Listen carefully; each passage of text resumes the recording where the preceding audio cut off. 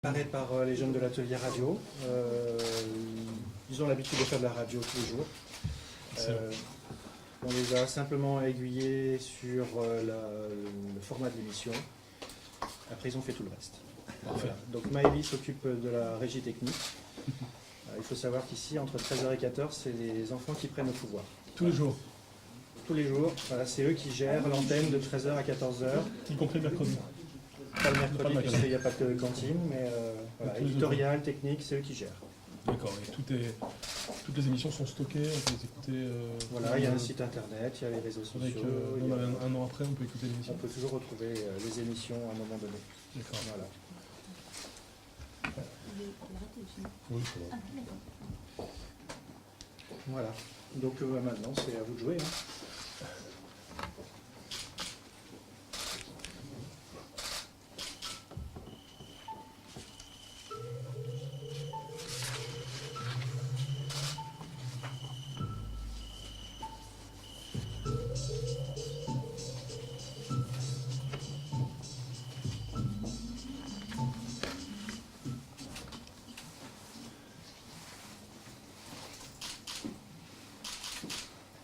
Bonjour à tous, vous êtes sur Radio Collège pour une émission spéciale de l'atelier radio en compagnie de Lila, Louise, Kariane et Gabriel au micro et Maëlie à la réalisation technique. Nous sommes des élèves du Collège de l'Atlantique à Étré et aujourd'hui nous accueillons Monsieur le ministre de l'Éducation nationale Jean-Michel Blanquer et également Monsieur Dominique Dussereau, président du conseil départemental de Charente-Maritime. Messieurs, bonjour. Bonjour. Merci d'être parmi nous dans les studios de Radio Collège. Monsieur le ministre, vous êtes à Radio Collège, une association au Collège de l'Atlantique qui existe depuis 1984. Elle nous permet d'apprendre comment ça se passe dans une vraie radio. Nous faisons tous les jours des émissions en direct entre 13h et 14h. On traite du sujet qu'on veut, on peut faire la technique, on travaille avec les ordinateurs, la presse écrite, internet, on peut parler de sport, de lecture, de l'actualité. Bref, c'est génial pour nous. Que pensez-vous de cette réalisation ? Je trouve ça formidable, parce que j'ai toujours été favorable aux radios d'établissement. Je sais que celle-ci existe depuis très longtemps, et depuis que, même avant Internet, me semble-t-il, puisque c'était les années 80, n'est-ce pas ?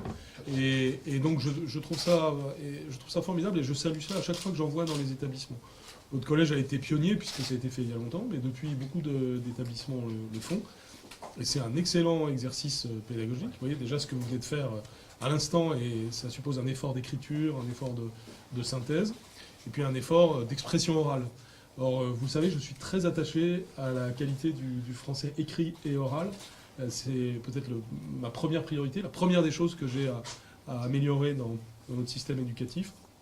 Parce que tous les élèves de France doivent savoir bien lire, écrire, compter, et respecter autrui, et j'en parlerai tout à l'heure. Et lire et écrire, c'est déjà la base de la structuration de votre raisonnement, la base aussi de tout ce que vous aurez à faire dans la vie, parce qu'il faut communiquer dans la vie. Et donc en le faisant par l'écrit, mais aussi par l'oral, et en travaillant sur une radio, vous travaillez et sur l'écrit et sur l'oral, et donc c'est évidemment quelque chose de très positif. Et puis j'ajouterais que le travail d'équipe, c'est très important, parce que dans la vie aussi, on réussit à plusieurs, toujours, que ce soit dans la vie personnelle ou dans la vie professionnelle. Et donc, derrière le mot respecter autrui, il y a cet état d'esprit aussi, c'est-à-dire l'esprit de réussir à plusieurs, d'avoir des projets et de les réaliser ensemble. C'est ce que vous êtes en train de faire là devant moi, en ayant préparé l'émission et en la faisant maintenant. Et donc ça, c'est très bon pour vous. Donc bravo à tout le collège et à ceux qui ont permis ça depuis longtemps. Merci. Est-ce que apprendre avec la presse, ça vous paraît important ? Apprendre à lire la presse, c'est très important, et c'est la semaine où on le dit tout particulièrement, puisque depuis lundi, c'est la semaine de l'éducation aux médias. Je pense que vous le savez, bien sûr, et cette semaine de l'éducation aux médias, c'est une institution qui s'appelle le CLEMI dans l'éducation nationale qui s'en occupe, pour sensibiliser pour toute l'année tous les élèves à savoir bien comprendre l'information.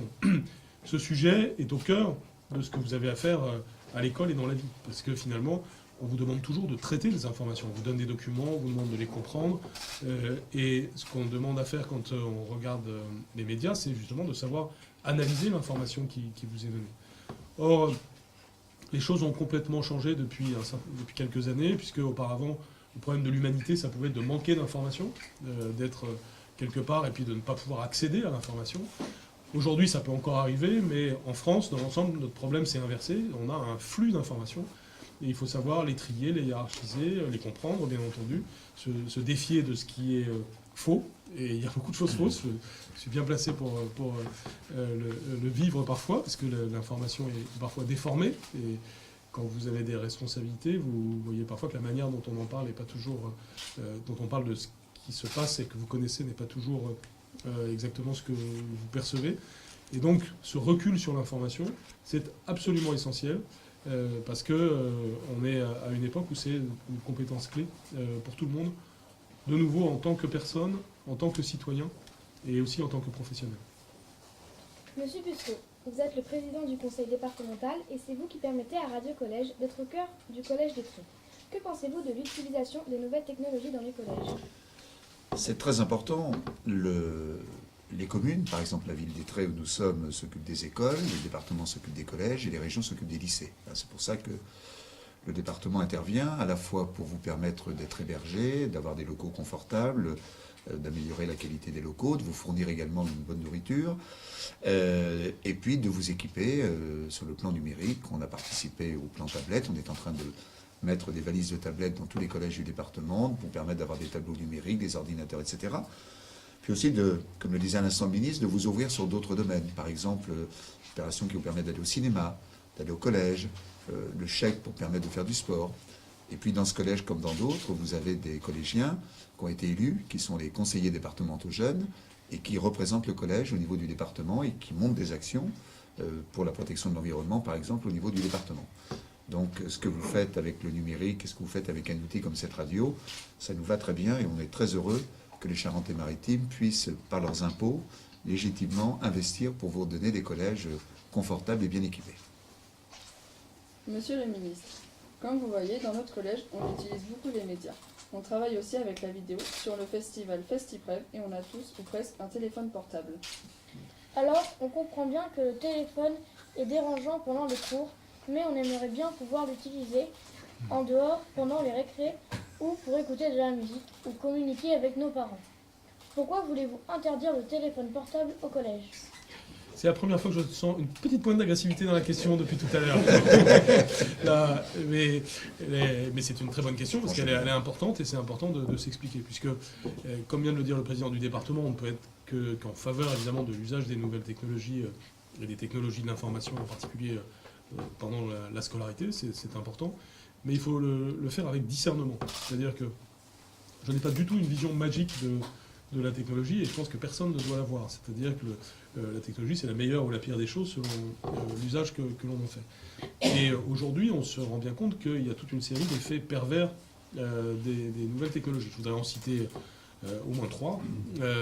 La première, c'est l'addiction aux écrans. C'est un énorme problème de santé publique et vous le vivez certainement, vous voyez très bien ce que je veux dire et on voit que c'est un problème de santé même pour les petits-enfants. De 0 à 7 ans, être trop devant les écrans pose toute une série de problèmes. Après, on a du mal à se concentrer, on a certains troubles du comportement quand ça va très loin. Donc c'est un vrai sujet grave et c'est mon rôle d'alerter sur ce point et de le dire. Un deuxième type de problème, c'est le cyberharcèlement. C'est un véritable sujet. Aujourd'hui, on a par exemple, ça arrive, des collégiens qui se filment mutuellement à l'insu d'un camarade, qui diffusent cela, qui harcèlent d'autres élèves. Et bien entendu, on doit être très attentif à ça. Il n'y a pas que le cyberharcèlement, il y a aussi du harcèlement sans téléphone, bien entendu, mais ça s'est beaucoup démultiplié avec le téléphone. Et puis troisièmement, quand on est sur son téléphone portable, on n'est pas sur autre chose. Donc ça signifie que par exemple, quand on prend son téléphone en cours, ce qui déjà est interdit, mais arrive malheureusement encore, eh bien on n'écoute pas ce que dit le professeur. Parfois on voit des cours de récréation où tout le monde est sur son téléphone portable au lieu d'interagir les uns avec les autres. C'est l'exact contraire de l'idéal qu'on peut avoir d'une communauté éducative, c'est-à-dire de gens qui sont ensemble.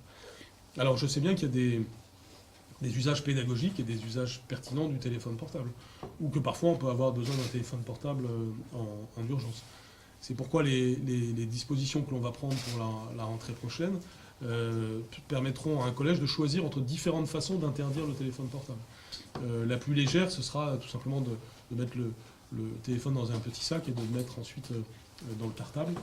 Ce qui fait que si le professeur est d'accord, on pourra sortir le téléphone portable dans certaines circonstances. Et puis il y a d'autres collèges qui interdiront le téléphone portable de venir avec, ou d'autres qui installeront des casiers. Chacun fera comme il l'entend. Mais l'objectif, c'est le résultat. Et en réalité, un certain nombre de collèges le font déjà.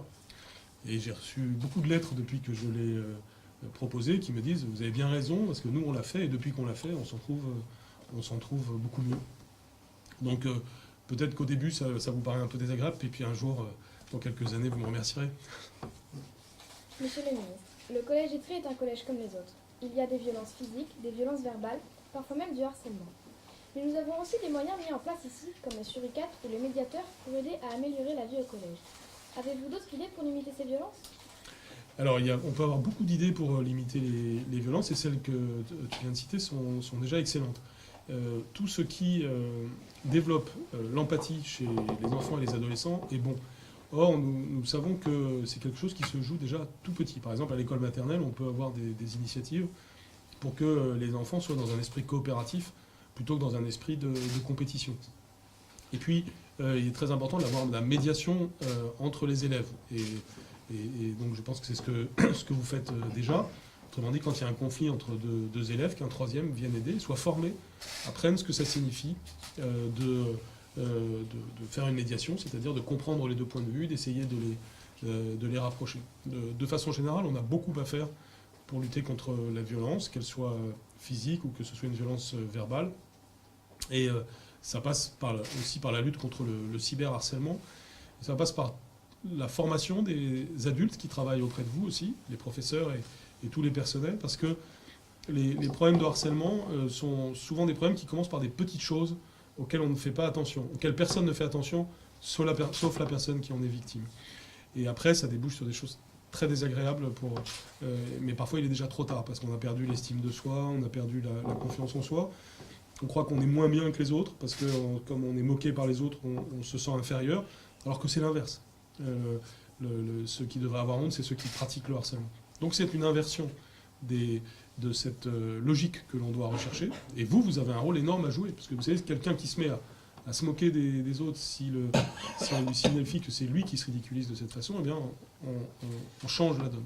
Tandis que quand on se précipite sur le plus faible pour en faire un bouc émissaire, c'est jamais un très bon signe pour l'humanité. Donc c'est un ensemble de choses qu'on peut faire dans un établissement, et ici vous en faites déjà beaucoup, et donc c'est bien. Merci beaucoup, Monsieur Blanquer, ministre de l'Éducation nationale, d'avoir accepté d'être l'invité de l'atelier radio pour cette émission spéciale. Merci également à Monsieur Bussereau, président du conseil départemental de Charente-Maritime, d'avoir participé à cette interview. C'était une émission spéciale de l'atelier radio, une émission préparée et présentée par Lila, Louise, Kyrian et Gabriel et réalisée en régie par Maëlie. Merci à tous de nous avoir écoutés et à bientôt sur Radio Collège. Bravo. Vous êtes sacrément pro. Ah, Hein. c'est vrai. Drôlement bon.